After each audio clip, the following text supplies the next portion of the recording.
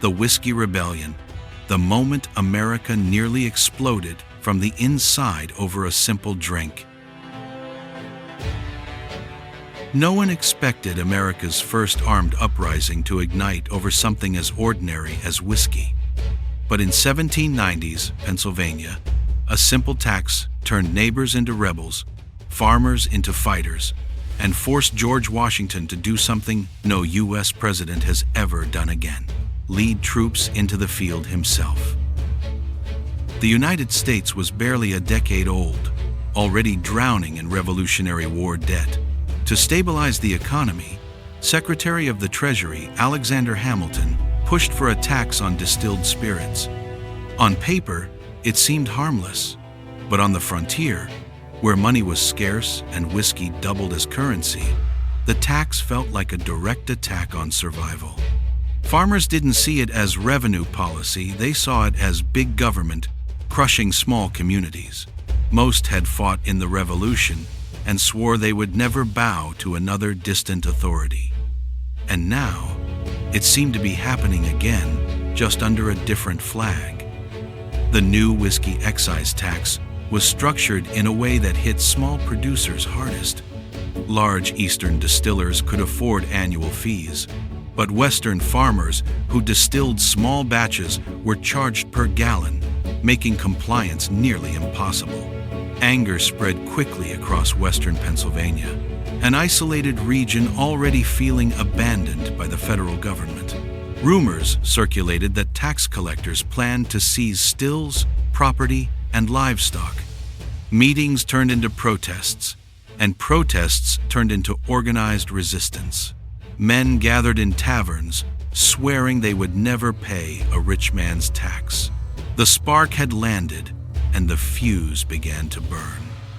When collectors arrived to enforce the law, they were met with open hostility. Some were chased into forests, others were tarred and feathered, a humiliating Revolutionary-era punishment. The rebels believed they were defending the very ideals they fought for: representation, fairness, and freedom. To them, the tax wasn't just unfair, it was un-American. Militia groups, calling themselves regulators, began patrolling rural roads, warning anyone who cooperated with federal agents. As tensions escalated, both sides prepared for confrontation. The frontier was no longer just angry, it was armed. On July 1794, the conflict turned deadly. A group of rebels surrounded the home of John Neville, a federal inspector. Shots were exchanged. Neville's home was burned, and several men were killed. For Washington and Hamilton, this was the moment the rebellion transformed from protest to armed insurrection. The reports arriving in Philadelphia described mobs of hundreds assembling, drilling, and preparing for more attacks. If ignored, the uprising could spread across state lines and threaten the fragile authority of the new federal government. The question was no longer, what caused this, but how far will it go? George Washington, now in his second presidential term, saw the rebellion not as a local problem, but a direct challenge to the rule of law. Memories of the revolution were still fresh, and the idea of Americans taking up arms against their own government was deeply unsettling. Washington believed the nation was at a crossroads: enforce federal authority or watch the young republic unravel.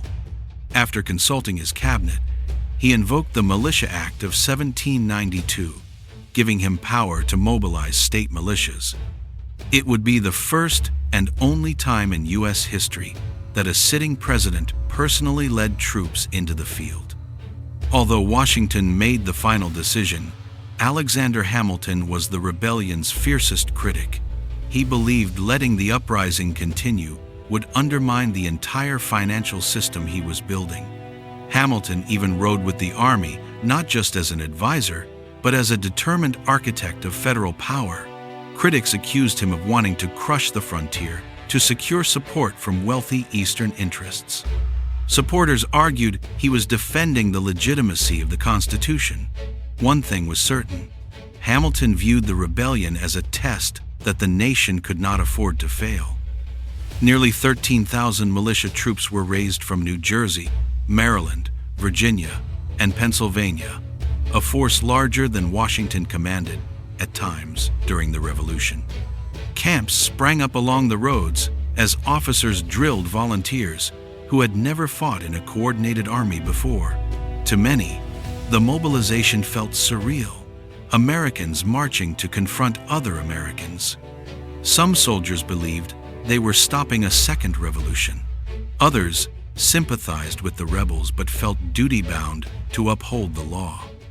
As fall approached, the largest domestic military expedition in early U.S. history began its march west. In late September 1794, Washington mounted his horse and rode out at the head of the army, a powerful symbol meant to calm supporters and intimidate opponents. Citizens lined the roads in disbelief. This was the hero of the Revolution, now defending the government he helped create. But after several days, Washington returned to Philadelphia, leaving General Henry Light Horse Harry Lee in command. Washington's appearance alone had already sent shockwaves across the frontier. By the time the Federal Army reached western Pennsylvania, the rebellion's momentum collapsed. Many leaders fled into the woods or across state lines. Others claimed they were never involved or only followed neighbors out of fear. Militia officers found empty camps, abandoned rifles, and burned correspondence. The uprising had dissolved before a single large battle was fought. Still, the army conducted hundreds of arrests, interrogations, and oaths of loyalty. The war that almost was ended without a decisive clash.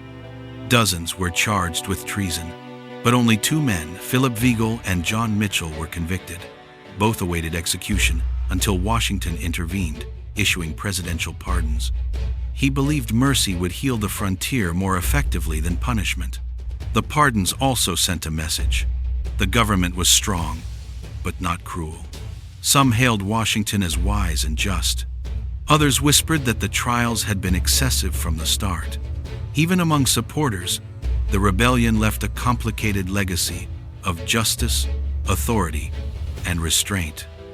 When the militia withdrew, the people of western Pennsylvania faced a mix of relief, resentment, and lingering fear. Some saw Washington's actions as necessary to preserve order. Others believed the government had chosen force over dialogue. The frontier remained suspicious of Eastern elites, and the whiskey tax continued to be widely ignored. Still, the region slowly returned to normal life. Fields harvested, stills rebuilt, and taverns refilled, with farmers swapping stories about the time the president marched an army to our doorstep. The rebellion reshaped American politics. Supporters of a strong central government praised Washington for enforcing federal law. Opponents viewed the response as an overreach of power.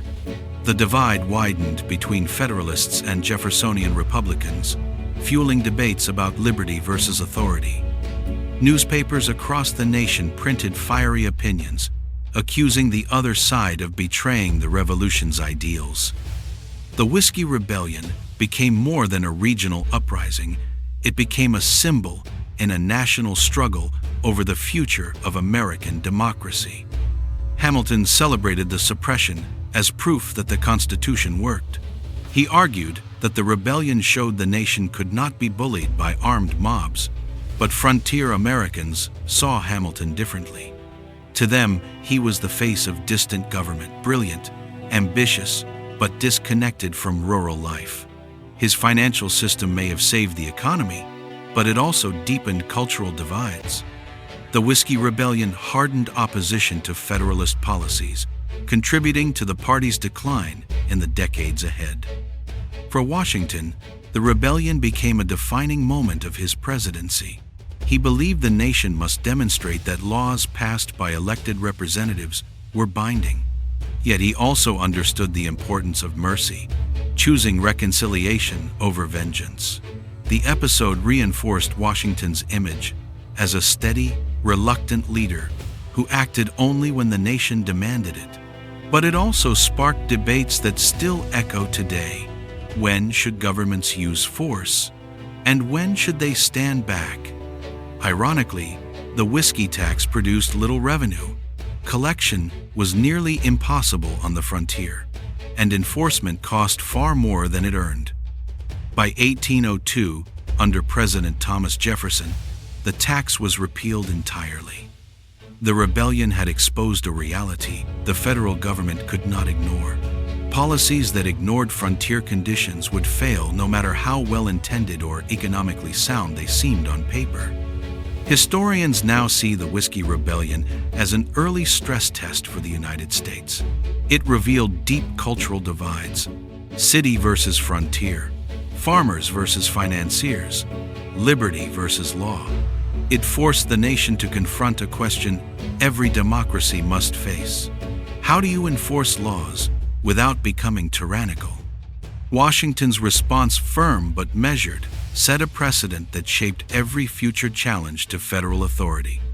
Had Washington hesitated, the rebellion might have spread into a multi-state uprising, fueling foreign powers eager to destabilize the young republic. Had he marched in with harsher force, the frontier might have erupted into long-term resistance. History often hinges on razor-thin decisions, and in this case, restraint and strength intertwined at exactly the right moment. Despite its seriousness, the Whiskey Rebellion has an oddly symbolic legacy.